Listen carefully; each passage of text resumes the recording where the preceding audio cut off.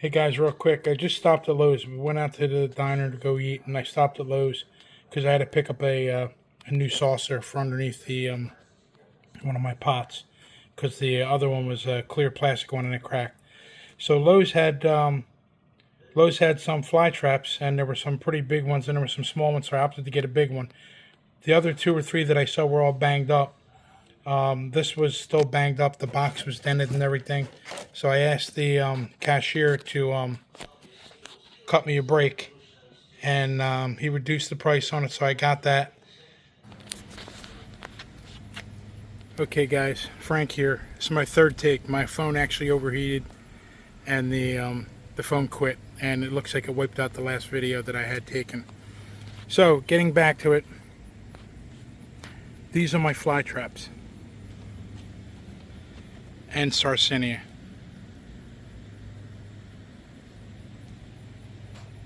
I'll go over it with you. There should have been a video before this that I'll put in. I'll sort of clip it, fade it in, whatever. That I went over to Lowe's yesterday.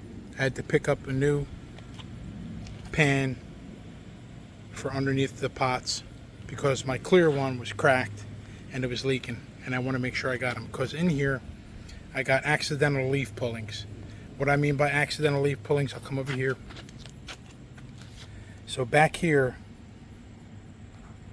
is my Lowe's fly trap. These are all from Lowe's. All these in here. And these two. So what happened was the one back here, I had it in here. I didn't have the bird netting. I told you about the bird netting. I got that.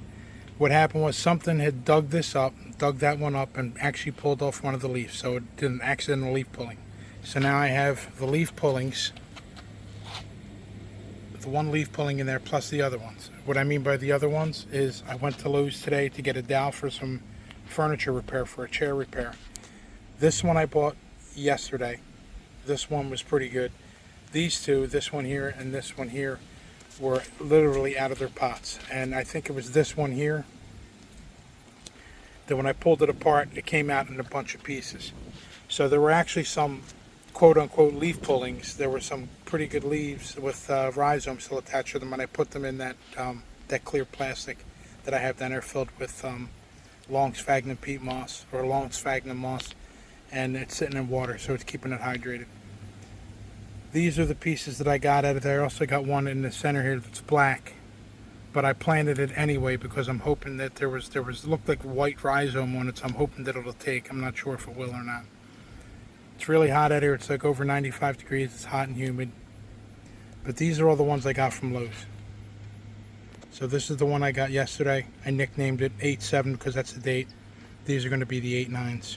So this one here, and this one here, and these here. These over here, where am I at? Here you go, where those there. Okay. Coming over here, these are the most recent additions to the collections. This is a big mouth I got from Will Ratcliff. I also got these red piranhas from him. And if you order a certain amount of fly traps, he'll send you one. He'll add one in for free. This one I believe was the free one. This one was the one I purchased. It's got a bunch of them on there, so this could probably be separated, but I'm not. I'm just going to let it grow. So these are the red piranhas. This is a B52. Nice, beautiful. They all came in beautifully nice, and he doesn't send them potted. He sends them bare root. So they're wrapped in a wet napkin, and they look really nice. That back there is a maroon monster. That's nice. And this over here is a red dragon from Sarracenia Northwest.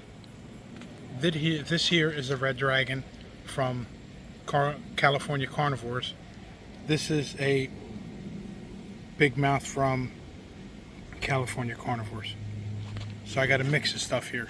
Because originally I purchased stuff from Sarracenia Northwest, because that was like one of the first videos I saw a while back. So this pitcher plant over here, this Nepenthes, is a pitcher plant that I got about 2 years ago, 2.5 years ago from Sarracenia Northwest. It's doing good. It was doing nice inside. I brought them out in the beginning of summer here, and it got really, really hot. 95 degrees and over. As a matter of fact, I'm going to try and cut this short because I don't want my phone overheating again. The clouds are rolling in. So I got this. It's doing good. It's going to sport more pictures. This one here, I believe I got from no, I believe I got it from California Carnivores. No, I take it back. I got it from Sarracenia Northwest because California Carnivores has their website on there. So I believe that one is from Sarracenia Northwest. These around here are all from Will. This is, you see the TG under it, it's a tall giant. That was the free one. That one back there is a tall giant. This one here is a big mouth. This one here is a big mouth. This one here is just a giant. These here again are from California Carnivores. They're the Red Dragons. So I'm trying to see if I missed anything. I don't think I did. These over here are the leaf, quote unquote, pullings, cuttings. This is from Sarracenia Northwest that I got about two and a half years ago. This is a Drosera capensis, a Cape Sundew. There's some stuff in there, I don't even know if it's going to take, but I got them, and they were the Sundew cuttings. I wanted to see if they'll take, but evidently they're not. So again, this is sporting the flower, and I'm going to go ahead and I'm going to let it do what it's going to do, which is sprout. Then it'll get brown, dry, the seeds will be in there crumpled up, and I'll throw it into a pot, because that's what I did here. As you can see it here with the flowers here, this thing will get all full of flowers, and that's what I did with that one earlier. I just cut it off and I didn't let it dry so the seeds will form, and I put them in here. So there's flowers and stuff in here that I was trying to propagate. I don't know if they will. I'm going to keep it and let it go and see what it does. So we'll see if we have any luck with that. Again, these are my Lowe's Venus flytraps that I got. It was all disheveled. This one I think won't have a problem. This is the one I got yesterday. This is the original one right there. It's doing really great. The one that something pulled out, but I put it back in and it's doing well. These are the ones I got yesterday. This one here and this one over here.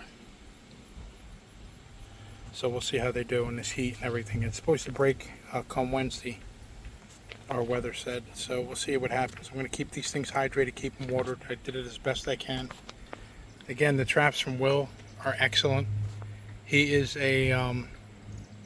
he's a biologist at Georgia Tech.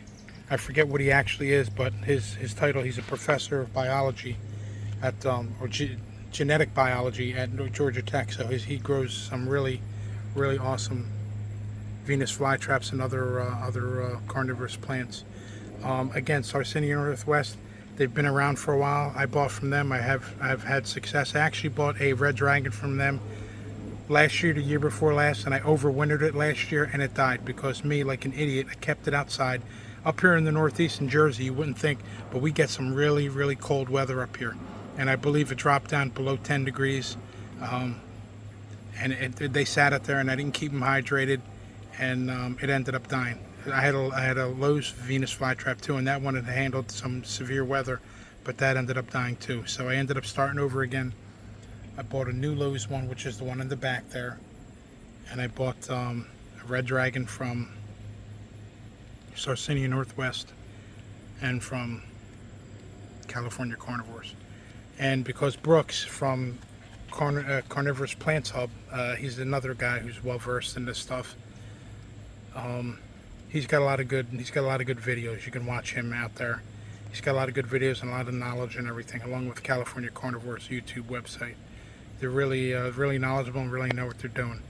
So anyway, when I repot these, all these Will's VFTs, all this stuff here, I'm gonna throw Brooks under the bus a little bit from Carnivorous Plants Hub. He has a potting soil mix. Now I don't really measure it out, I just eyeball it. But his potting soil mix is 3 parts of sphagnum peat moss, which is the black stuff in there, 2 parts perlite, which is the white stuff you see in there, and 1.5 parts of silica sand, which now he uses crushed glass, but was using silica sand back then, and that's what I used, which is play sand that can be purchased at Lowe's or Home Depot. And I just eyeball it. I really don't measure it out. I just throw it in there, mix it up.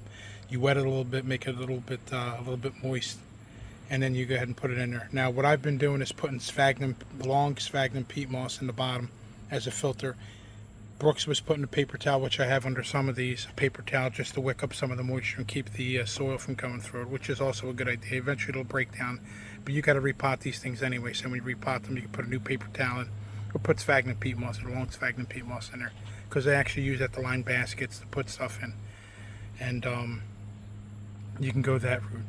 But these I'm going to let stay in here for a little bit. I'm just going to take care of them, let them go. Now I don't do everything they say, which is change the water around. These guys sit in trays of water because during the summer, like it's 95 here, this will evaporate. Now the sun's not out, but the sun was out earlier, and it really gets hot, and it drops the water level on these things really fast. So I let it rain and let it water these things in, let it fill the trays up, and I just leave it in there. I don't know if I showed you this. This is another big mouth from California Carnivores. It's beautiful. They pack these things really well.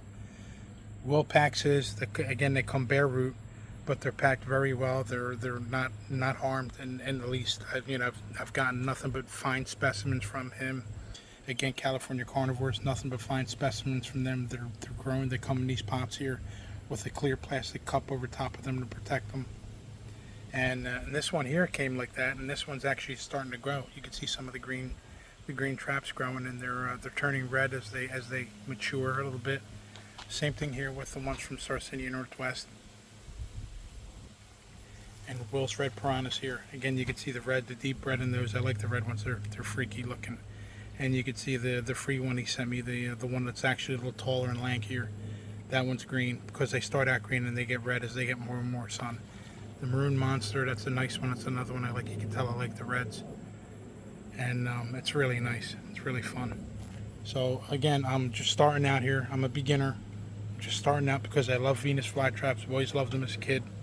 And now I'm just, now that I'm an adult and I'm just into this and I have the room, I'm just getting into it because it's like any other hobby. It's, it's fun. It's supposed to be relaxing, which I'm very impatient, but I'm getting there. And again, this is a flava. Again, another pitcher plant, American pitcher plant. It's starting to grow. This one I've had for about 2.5 years. This is one I got from Sarracenia Northwest that actually didn't die. It actually died back hard. I had to cut off a lot of the pitchers, but you can see the new pitchers growing in there, and they're really getting good. I'm going to have to rethink this netting here because I just built it like really fast, makeshift with some 2x4s and a plank up top. So what I got back there, if you can see it, it's my old above ground pool. I got rid of it. You can see some PEX tubing. So what I'm going to do is loop some PEX tubing over and make it like a nursery type thing, sort of like you know what I'm saying. You can tell what I'm saying. It's like a rounded thing instead of it being square, because I want to make it taller so some of these plants can get some height, because these pitcher plants actually get pretty tall at some point in time. As they're growing, they actually get pretty tall. Begin fertilizing. Maxi, just spray it on the leaves.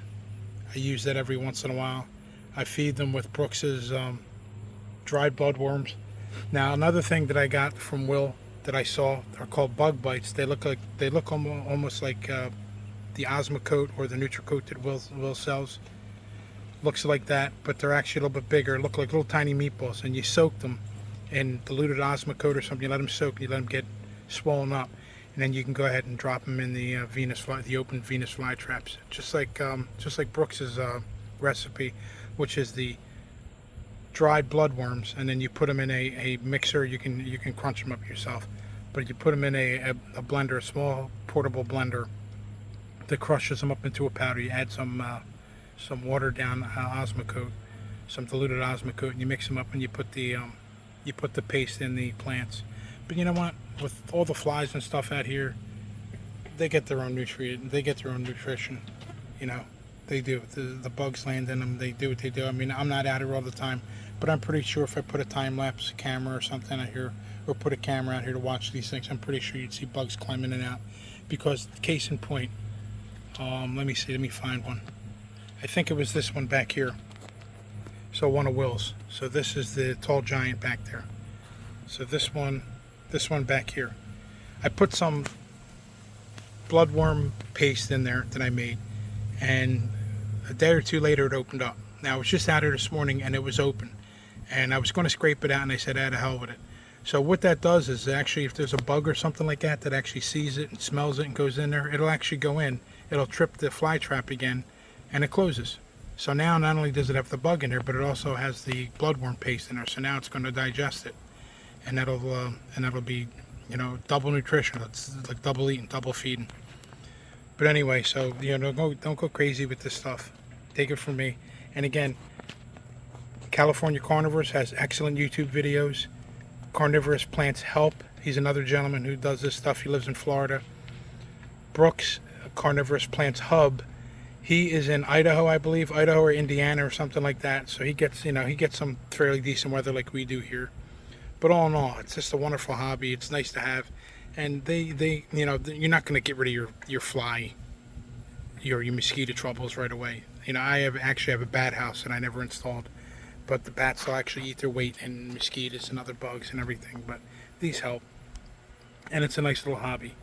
And if you can keep them someplace, like I'm debating about taking this netting off, it's kind of a pain in the butt, but the bugs can go through it. And I've seen a couple wasps go in there to get some drinks. It's nutty because they come up here and they climb into the pan and they drink a little bit of water. And I guess eventually some of them smell the nectar coming out of the Venus flytraps because they got nectar right around the rim of their mouths. And they smell it, they go and eat it, trip the hairs, and it boom, closes on them. So that's it. I'm wrapping up. I'm over 15 minutes. The phone didn't overheat, so good for me. I'm going to send this up to YouTube. You guys can watch this. You guys can comment if you like. Let me know what you think. Again, Will Ratcliff, famcliff.com is his site. He's a biologist, genetic biologist, excellent. His plants are excellent. California Carnivores, well-established place. They've been doing it. I believe Devin's one of the guys on there. He's been doing it for over 40 years.